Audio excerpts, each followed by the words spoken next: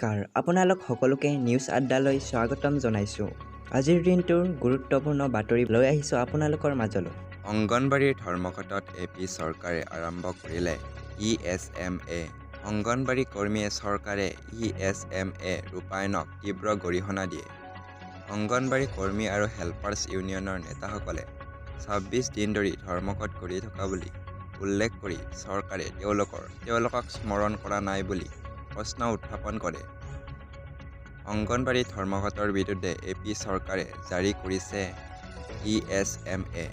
অংগনবাড়ী কৰ্মী আৰু হেল্পাৰ্ছ ইউনিয়নৰ সহায়িকাসকলে কয় যে তেওঁলোকে চৰকাৰৰ ভয় নকৰে, মজুৰি আৰু অধিকাৰৰ বাবে যুঁজিছে।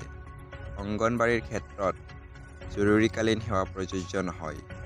গৰ্ভৱতী মহিলাৰ দৰেই অংগনবাড়ীক পুষ্টিৰ প্ৰয়োজন। ৬ মাহ চৰকাৰত থাকিব নালাগেনে যাতে ৬ মাহ ধৰি প্ৰতিবাদ আৰু ধৰ্ণা নকৰিবলৈ কোৱা হয়। আমাৰ হাতত ৬ মাহ আছে, কিন্তু আপুনি এমাহ ক্ষমতাত থাকিব। গভৰ্ণমেণ্টে আলোচনাৰ আহ্বান জনাব লাগে। আমাৰ মজুৰিৰ সমস্যা সমাধান হ'ব লাগে, অন্যথা আমি ধৰ্মঘট তীব্ৰতৰ কৰিম। কাইলৈ আমি ৰাজ্যজুৰি জিঅ' কপি জ্বলাই প্ৰতিবাদ কৰিম বুলি স্পষ্ট কৰি দিলে। সংগঠনটোৰ কেন্দ্ৰীয় নেতাসকলে স্পষ্ট কৰি দিছে যে কাইলৈ আমি ৰাজ্যজুৰি প্ৰতিবাদ সাব্যস্ত কৰিম।